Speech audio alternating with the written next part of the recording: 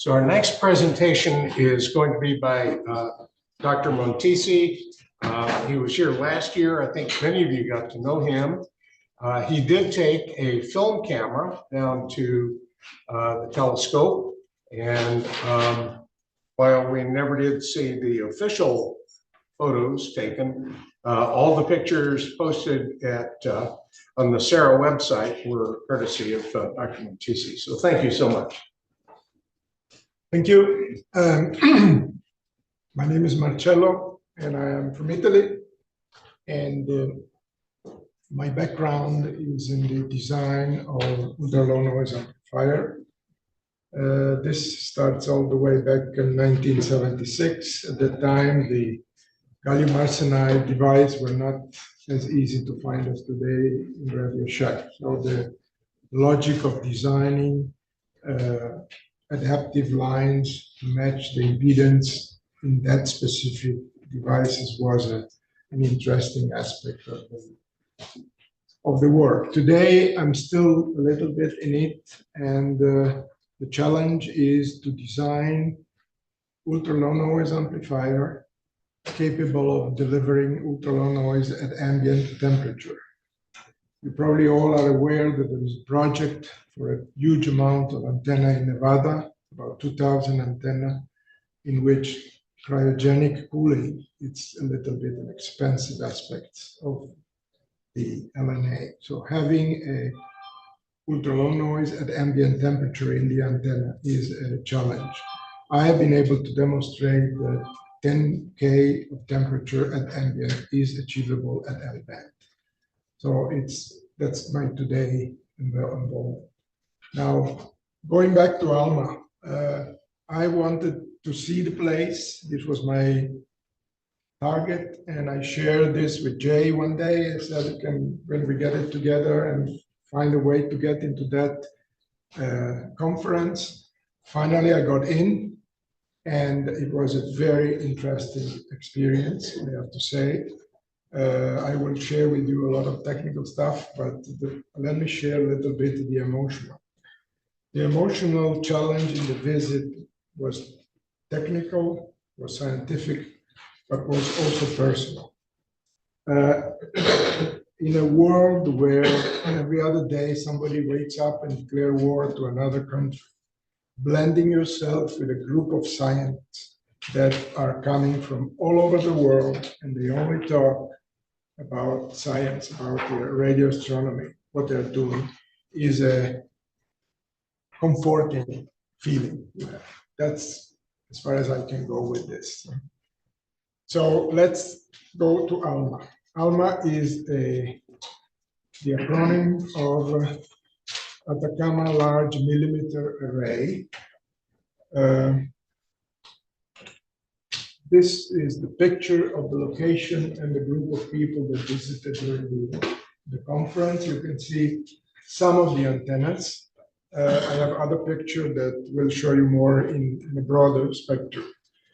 Millimeter stays for the average wavelength of the observation. Atacama, and we will see the frequency, but the system of radio telescope has a very broad range of frequency for observation. It is located in the Chinandorf Altiplano in Chile, in the northern part of Chile. You can see the map of Chile on the right side, and you can see more or less the location. The closest village is San Pedro de Atacama. It's a tourist place, but it's the best place to reach the installation. The thing that makes it very peculiar is that the installation is not in San Pedro, but it's the Altiplano, which is at about 5,000 meters of altitude. So we are talking about a location which is higher than the highest mountains in the northern hemisphere. Not true, in North America and in Europe. So you go there and you are at 5,000 meters, and you are at an altitude which is significantly higher than places. So this is part of the challenge. What is the system there? Well, as I said, the installation is impressive, you can imagine, we will see the details, but making all what I will describe in that altitude is, if I can personally compare an opinion, I think the challenge and the engineering that I have seen is only comparable to the particle accelerator in Geneva. That's another huge human-made installation, which is very significant from this point of view. So what ALMA is composed by 66 high-precision antenna. 50 of them are 12-meter parabolic antenna, and they are belonging to what is called the 12-meter array for sensitive high-resolution imaging. There are other antennas that are complementing these things. There are smaller antennas that are used to complement the observation on a broadband or on a total power measurement system. Of course, what it is this is a huge interferometer. The basic structure of this is a huge interferometer that allows very high precision detecting of signals. This is a picture, one of the two pictures that I was able to take. In order to get a more panoramic view of the location, I had to find a way to find a place higher in altitude where I could take a picture. This one is not the highest I could take, but you can see there a little bit the complexity and the amount of antenna that are. In this second picture, which is at about 6,000 meters taken, you can see a bigger landscape of the situation. This is the altiplano. One thing I like to say, even if in the picture it doesn't show up, when you are there and you turn your head around, there is not a single peak of the mountain free from astronomical initiative. You know, you turn your head and say, oh, that's an observation. That's every peak, every place is occupied by Japanese university, Canadian university, German university, installing and making things for radio or optical astronomy. This is the map, technical map, in which you can see the location of the antenna, the area where there is errors and the antenna are not so desirable to be placed. One thing is important, this is a configuration. These antennas are not fixed, so they can be moved around, and the entire system can be reconfigured with moving these antennas all over the places by tractors. They are all connected by fiber optics. So you imagine the complexity of reconfiguring 60 of these antennas in this situation at 5,000 meters with maintenance, data processing, and everything is behind. And that's not all. This is one of the antennas. These antennas are receiving regular maintenance. They have a huge tractor that takes them back to the 3,000-meter location where the maintenance facility is. The antenna have been built by two different companies, one in the US, the other one in Europe. They are different, but according to the people there, they say they both perform equally well. So two antennas, two different designs. You can visually see the difference, but they are all performing equivalently well for the scope. One thing that for me is already a challenge from an engineer point of view, the precision of the parabola is 20 micron. Now, 12 meter, 20 micron, it's two numbers that are not as easy as you would imagine. When we do amateur parabola and we get a millimeter precision, we are lucky. Here we are talking about 20 micron over 12 meters. So it is a piece of technology. Not all. That's not all. You know, when you look at the frequency coverage of this system, you can see that fundamentally the system is covering from 35 to 950. Bind 2 is missing, but it was missing last year. Now they are upgrading the system to include the coverage between 50 and 84 gigahertz. So the system has a full band coverage fundamentally in the complete millimeter wave range. Why is that? Well, because in most of the molecular emission in the chemistry, in the spectrochemistry are in this frequency. So you can decide which molecule do you want to observe, what emission, and the system will tailor that frequency with a pretty much good sensitivity and precision. The other challenge, which is clearly a challenge, is the LNA, if I can call it like this, of each antenna. Each antenna is provided with this cylinder that you see on the right. It's about a big cigar, about 30 centimeters in diameter, built in the back of the parabola. And there are 10 of those, each one for a range of frequency. And from the remote control, the system can change frequency automatically. So there is no mechanical intervention. It's obviously not conceivable that when you have 66 antenna and you have to change frequency, you have to go there and do manual. So it's all automatic. Each antenna has 10 of these, one per frequency band, and they are all automatically switchable to define the observation frequency of the system. These are two others, different frequency. You can see the technique, the technology. Everything is cryogenically cooled. So imagine bringing cryogenically cooling at that altitude on each of the 66 antennas. Maintenance challenge, it's not an obvious thing. Sensitivity, you can see the band and you can see the instantaneous bandwidth. And here I'm just shocked, but when I remember my Etus SDR that runs at 50 megahertz bandwidth, and the computer starts coughing because it's data processing. And here we're talking about 16 gigahertz of bandwidth.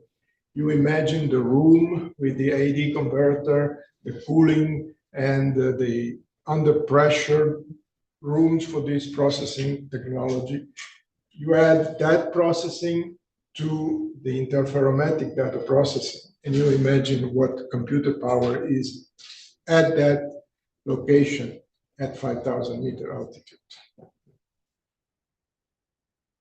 What ALMA does. This is called the Senator Nebula. It's an example of what they observe. I'm just giving you an example of the very many things that they do, but what they do, they observe that nebula at different frequencies. So each molecule, you can see acid cyanhydric, you can see isocyanic acid, methanol, metal acetylene. Each of these molecules have a peculiar line of emission. With ALMA, you can tune the receiver and map the object in that frequency to the emission of the object that you're observing in the molecular of the emission. This is, in very simple word, the capability of ALMA. In the conference, there has been a presentation about observing and mapping Orion Nebula from the acetylene emission. And fundamentally what it says is they are mapping, creating a chemical map of the universe, of the object in the universe. One interesting thing that I have seen in some of the work is mapping the base of sugar, the glycol, which is another molecular with a clear emission target. And of course, the presence of sugar someplace is indication of possible presence of life. So that's one of the targets of this observation. An interesting aspect of the system as a manual. It's an very interesting book to read. It's publicly available. I'll show you and in the manual, you can play with the calculator. You can see the 3 system antenna, and it will tell you what the equivalent noise temperature is, the observation time, and the integration time of the data. So you can have a summary of what the system can deliver to you for your science project. Sensitivity of 10 microjansky are just number. Resolution 0.8 arcsec is These are easy to use. You can play with it in the system if you like. This, we're talking about the layout of the antenna. This is one of the layout. You can see the picture. You can see the movement. There are from the broader distance that they have been tested and achieved is 16 kilometers between the two most distant antenna with very, very good performance. At zenith, of course, they do measure because at zenith, that's the best position for the antenna to be clear from atmospheric disturbance. And that's one of the ability of the ALMA. As I mentioned before, I would like to recommend if anybody likes to look into the manual of ALMA. You go on the site, you can download it. It's a 250 page. It's an interesting reading at different level. You can browse through it, or you can go deeply into the theory of interferometer, the error, the distance. It's a very interesting element. And the other one is the molecular astronomy, which is the basic scientific base for the scope of existence of ALMA. Now, before I finish, I would like to ask myself and to you a question. You know, ALMA is a state-of-the-art scientific, probably is only being superseded by James Webb. It's in competition. But what the amateur radio astronomer can do.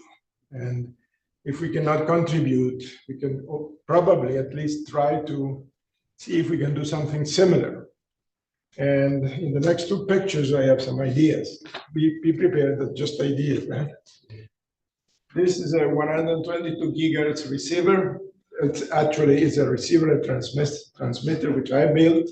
It's based on a chip, but it allows me to receive 122 gigahertz signals. Now, the antenna is nowhere near what ALMA is, so there is a lot to do before we get any close to the sensitivity of ALMA or anything that would be of any significance for radio astronomy application. This is what is inside, and you can see the chip. This chip is being used in automotive industry for having services that are accessory of the car. So this is just starting point. This system will never allow us to do anything with radio astronomy, but at least we got something to start with. Any question? More of a comment. You know, that's kind of your idea there is interesting because as amateur astronomers, especially me, I'm limited in the area that I have to work with for, you know, I can't put up an antenna farm. I've got a 50-foot wide city lot.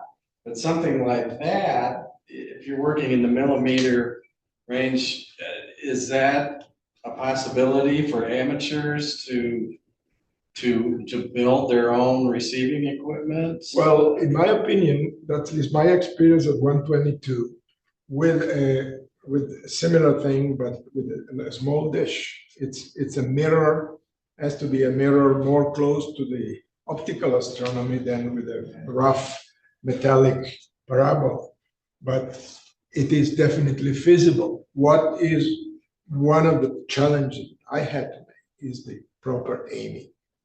You know, even at 100-meter distance to make a contact, the position you need to have a rifle, binocular to see your target, and then the antenna light. So the aiming is getting one of the most critical things to deal with. But there are a lot of other things like the noise.